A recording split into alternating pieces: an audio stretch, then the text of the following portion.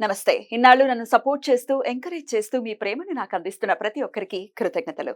అలాగే ఈ వీడియో కూడా ఖచ్చితంగా మీకు ఉపయోగపడుతుంది. లైక్, షేర్ అండ్ సబ్స్క్రైబ్ చేసి మీ సపోర్ట్‌ని నాకు అందించండి. అలాగే ఈ వీడియో పట్ల మీకున్న అభిప్రాయాన్ని కామెంట్ సెక్షన్‌లో కామెంట్ చేసి తెలియజేయండి. ఇప్పుడు వీడియోని చూద్దాం. జీవితంలో రకరకాల సమస్యలతో బాధపడుతున్నారా? ముఖ్యంగా ఆర్థిక సమస్యలతో సతమతమవుతున్నారా? ఎన్నో పరిహారాలు చేసి అలసిపోయారా? మంచి మార్గం దొరకాలని కోరుకుంటున్నారా? అయితే రండి, విశ్వాన్ని ఎలా అడగాలో తెలుసుకుందాం. లా ఆఫ్ అట్రాక్షన్ క్లాసెస్ మీకోసం మన ఛానల్లో. వివరాల కొరకు సంప్రదించండి. నమస్తే, వెల్కమ్ టు అవర్ ఛానల్. నేను పద్మిని. ప్రస్తుతంతో పాటు ప్రముఖ ఆధ్యాత్మికవేత్త, ఆస్ట్రోన్యూమరాలజిస్ట్, ఎనర్జీ వాస్తు స్పెషలిస్ట్, శ్రీ విద్యోపాసకులు శ్రీమతి జయప్రద గారు మనతో పాటు ఉన్నారు. మాట్లాడదాం. నమస్కారం అండి. నమస్తే అమ్మ. శ్రీమాత్రే నమః. బోర్డు మీద రాశి ఫలితాలే చెప్పబోతున్నారా? బోర్డు మీద అయితే రాశారు. సెప్టెంబర్ 1వ తారీఖు నుంచి అక్టోబర్ 1వ తారీఖు వరకు. అవును, ఇంచుమించుగా భాద్రపద మాసం మనకి తెలుగు మాసాల్లో చూసుకుంటే మరి ఎట్లాంటి ఫలితాలను ఇవ్వబోతోంది ఈ భాద్రపద మాసం ద్వాదశ రాశులకి అనేది ఒకసారి చెప్పండి. అలాగే ఎంత వరకు దీని ఇంపాక్ట్ అనేది ఉంటుంది అనేది కూడా ఒక్కసారి క్లుప్తంగా చెప్పండి. తప్పకుండా. సో గోచార ఫలితాలు ఎప్పుడు కొన్ని ఏంటంటే, మన జన్మజాతకం ఉన్న వాళ్ళకి దశ అంతర్దశలు ఏం నడుస్తున్నాయి. సో మహాదశ నడుస్తున్నప్పుడు ఆ మహాదశలో ఉన్న గ్రహాలు ఇక్కడ గోచారంలో ఎక్కడ ఉన్నాయి, ఏ స్థానాలు ఉన్నాయి. సో అవి మనకి ప్లస్ అంటే మనకి అనుకూలమైన స్థానాల్లో ఉన్నాయనుకోండి, ఆటోమేటిక్ అన్ని అనుకూలంగా రిజల్ట్ దొరుకుతాయి. వ్యతిరేకమైన స్థానాల్లో ఉన్నాయనుకోండి, ఇక్కడ అంతర్దశ బాగున్నప్పటికీ ఇక్కడ వ్యతిరేక దశ ఉంది కనుక దీని ఒక ఇంపాక్ట్ కొంచెం మనకి మన జాతకంలో పడుతుంది. ఇది గోచార ఫలితాలు. సో అసలు జాతకమే తెలియని వాళ్ళకి, మా నామరాశి ప్రకారం మేము రాసి చూసుకున్న వాళ్ళకి ఇది 50% పనిచేస్తుంది. నామ నక్షత్రాలు బట్టి నామనక్షత్రం వాళ్ళకి 50% పనిచేస్తుంది. ఎందుకంటే ఎప్పుడైతే ఒక నామాన్ని కంటిన్యూగా 30 ఏళ్ళు 40 ఏళ్ళు ఆ పేరుని వాడతారో దానికి ఒక ఎనర్జీ ఫార్మేట్ అయ్యి ఆ ఎనర్జీకి ఏ గ్రహం ఫ్రీక్వెన్సీ మ్యాచ్ అవుతుంది. సో ఒక పేరు వాడుతున్నాము, ఆ పేరులోనే వాళ్ళు వెళ్తున్నారు అంటే ఆ వాళ్ళ గత జన్మలో ఆ గ్రహాలు ఒక అనుకూలం వల్ల వాళ్ళు ఈ జన్మలో తీసుకున్నారు. సో అది రాసుకోకపోయినా ఆ గ్రహం అనుగ్రహం వల్ల వీళ్ళకి ఆ పేరుతో వస్తుంది. అప్పుడు వాళ్ళకి ఆ రాసి 50% రిజల్ట్ కనిపిస్తుంది. 100% ఇవి. సో జన్మ జాతకం ఉన్న వాళ్ళకి, టైమ్ ఆఫ్ బర్త్ కరెక్ట్ గా ఉన్న వాళ్ళకి వాళ్ళ జన్మ జాతకాన్ని ఫస్ట్ చూసుకొని దానికి దశ అంతర్దశ ఏం నడుస్తుంది దాన్ని బట్టి ఈ రిజల్ట్ అప్పుడు ఇది 10% పనిచేస్తుంది. అంత డిఫరెన్స్ ఉంటుంది. ఎందుకంటే జాతకంలో అస్సలు బాగాలేదు, జన్మ జాతకంలో చాలా ఇబ్బంది పడుతున్నారు, వాళ్ళు చాలా కష్టపడుతున్నారు. వాళ్ళకి గోచారంలో వాళ్ళ గ్రహాలు అనుకూలంగా ఉన్నాయనుకోండి, కాస్త ఊపిరి పీల్చుకున్నట్టుగా అమ్మయ్య ఏదో ఉపశమనం అంటే ఏదో ఒక పరిహారము, ఒక రెమెడీ చేయడము, దానివల్ల బయటపడ్డము, ఏదో ఒక గురువు ఒక అనుగ్రహము ఏదో జరుగుతూ ఉంటుంది అన్నమాట. సో అలాంటి రిజల్ట్ వస్తుంది.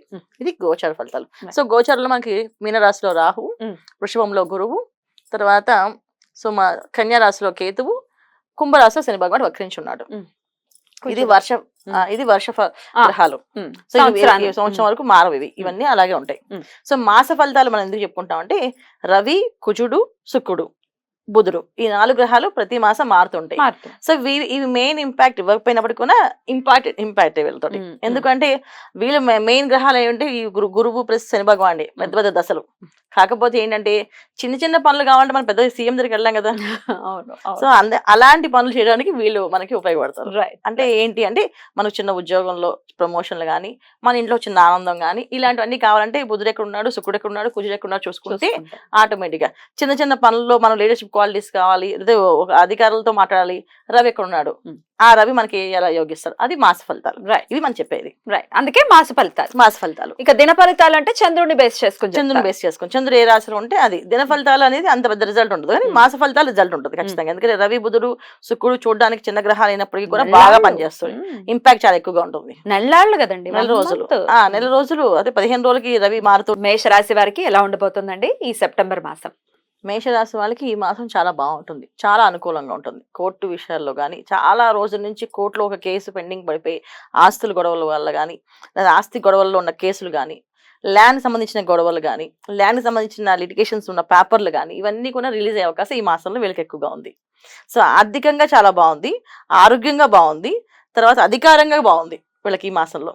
ఎందుకు అంటే స్వరాశ అయిన కుజుడు తృతీయంలోకి వెళ్ళాడు. Mm. సో తృతీయ స్థానం అనగా ఏంటంటే ఆరాట పోరాటం, అంటే సాధించుకునే తత్వమే. Yeah. ఇప్పుడు దాకా గెలవలేదు అంటే ఇప్పుడు గెలిపించుకుని తెచ్చేసుకుంటాడు, గెలుస్తాడు. తెచ్చేసుకుంటాడు, Mm. తెప్పించుకుంటాడు. బ్యూటిఫుల్. గెలుస్తారు కదా, తెప్పించుకుంటాడు. Super, so super. అందుకని ఏంటంటే చాలా రోజుల నుంచి పెండింగ్ పడిన కోర్టు కేసులు అన్ని కూడా రిలీజ్ అయిపోతాయి, సాల్వ్ అవుతాయి. సాల్వ్ అవుతాయి వీళ్ళకి.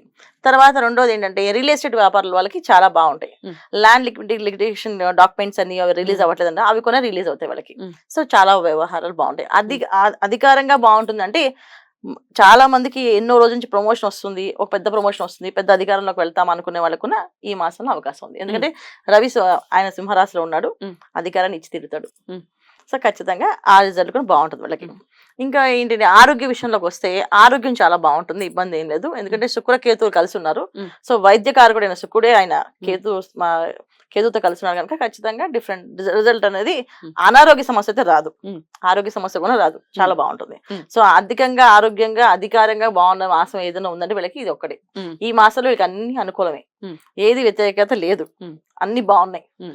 చెప్పాలి అంటే అసలు వివాహం అవ్వట్లేదు అనుకునే వాళ్ళకి వివాహం అయ్యే అవకాశం ఉంది, సంతాన యోగం లేని వాళ్ళకి సంతాన యోగం ఉంది, భార్యాభర్త మధ్య చిన్న డిస్టర్బెన్స్ తో విడిపోయిన వాళ్ళకి కలిసిపోయే అవకాశం ఉంది ఈ మాసంలో.